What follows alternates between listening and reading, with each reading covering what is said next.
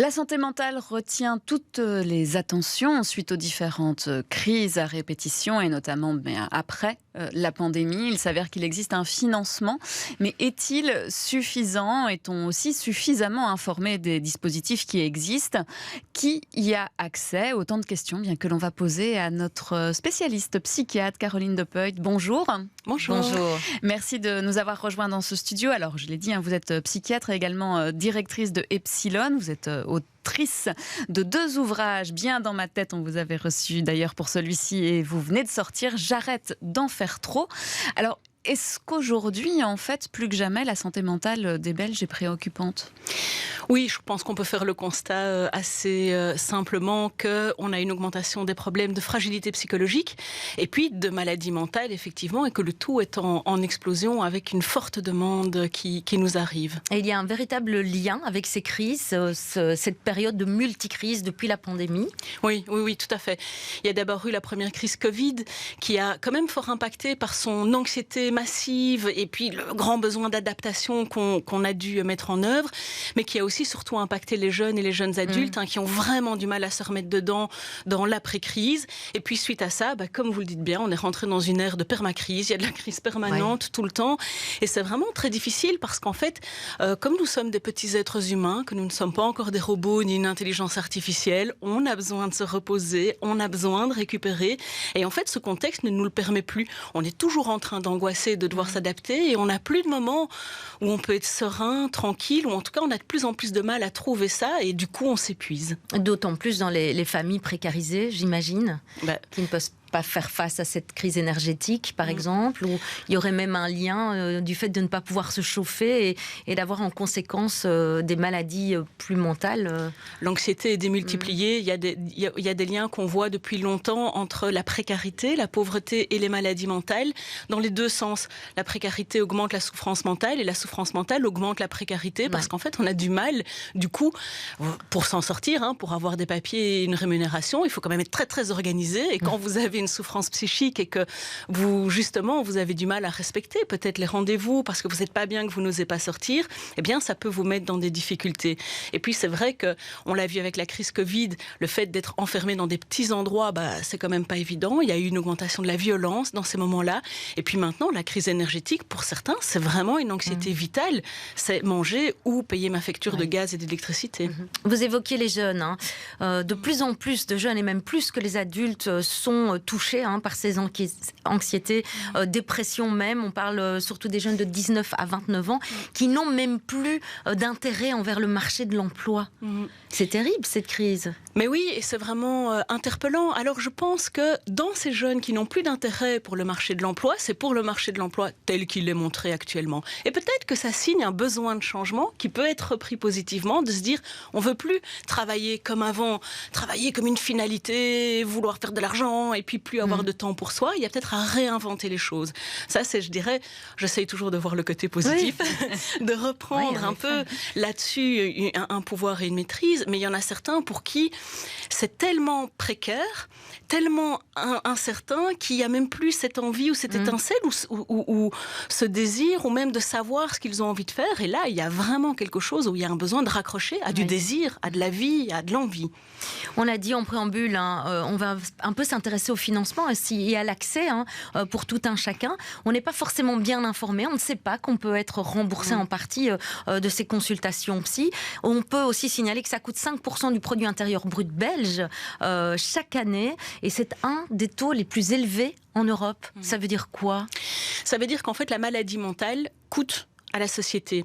Parce que qui dit maladie mentale dit interruption de travail, donc dit être sur la mutuelle, donc payé par la sécurité sociale. Ça veut dire consultation psychiatrique remboursée par le médecin, par la mutuelle. Ça veut dire médicaments qui sont également remboursés.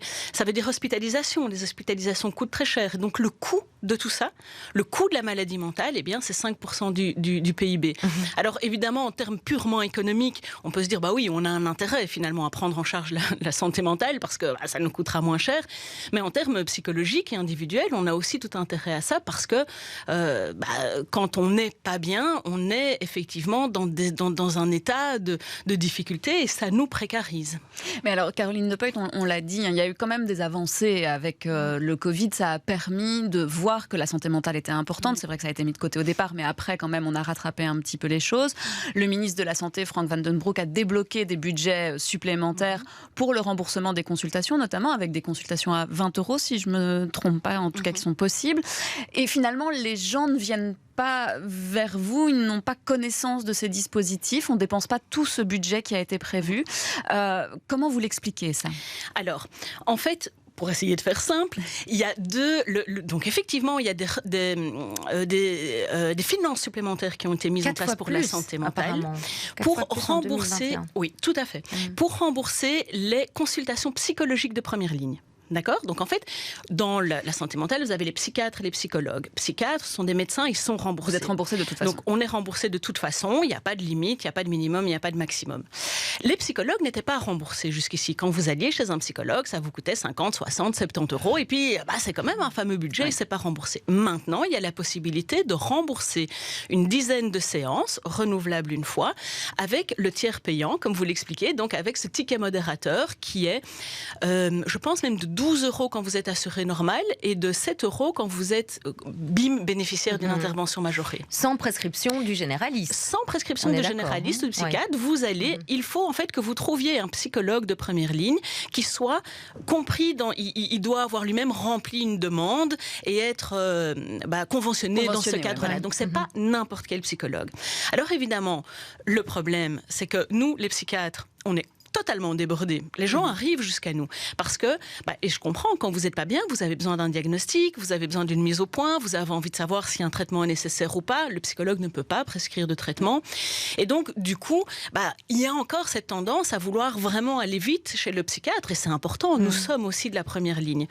Et les psychologues, d'une part, c'est moins connu qu'ils sont remboursés ou qui peuvent l'être remboursés en partie. Ils savent moins faire cette étape de diagnostic, de mise au point de l'éventuel traitement. Et puis surtout, il y a cette question de l'accessibilité. Si vous, maintenant, vous n'êtes pas bien, imaginez que vous n'êtes pas bien, donc vous avez une souffrance psychique. Donc c'est difficile pour vous de vous organiser parce que vous n'êtes pas lucide, vous n'êtes pas serein. Et vous dites, je vais pas bien, je veux un psychologue ou je veux un psy. Parce que souvent, on est dans un état de la connaissance où on ne sait pas bien faire la différence de ce qu'il nous faut, de ce dont on a besoin. Comment vous faites ? Pas facile en fait, c'est pas facile. Moi-même, pour moi, c'est pas facile. C'est l'accessibilité, peut-être un manque de communication. Donc je pense qu'il y a un manque de communication, de montrer que ça existe et d'avoir aussi, comme vous le dites, une accessibilité facile. Et pour tout le monde. Si on doit commencer à faire des recherches, à être diplômé en informatique et en ingénieur informatique pour faire des recherches, pour savoir trouver qui sont les psychologues qui sont agréés dans ma commune et à qui je pourrais téléphoner. Donc je pense que vraiment, c'est un message que je donne à M. Vandenbroek. S'il a envie maintenant de continuer à avancer dans pour soutenir la santé mentale, cette question de l'accessibilité, parce qu'à Bruxelles, on a des ressources. Mais comment les montrer, comment les rendre accessibles ? Mais est-ce que c'est aussi un peu peut-être aux généralistes de pouvoir orienter et d'éduquer aussi les généralistes à la psychologie ? Parce que dans les études de médecine, c'est pas toujours le pan le plus développé du cursus. Et surtout quand on est chez des médecins qui sont un peu âgés ou des médecins de famille, c'est pas forcément le premier réflexe d'orienter le patient vers un psychologue et d'aider peut-être à faire un peu ce tri, de savoir qu'on ne va pas avoir, entre guillemets, un charlatan. Oui, et donc c'est sûr que c'est important de pouvoir faire le pont entre la médecine somatique et la médecine psychiatrique, psychique. Et donc il y a de plus en plus l'idée, par exemple, les psychologues de première ligne, qu'ils puissent être placés, qu'ils aient un lieu de consultation dans des maisons médicales, comme ça il y a une proximité avec le médecin généraliste.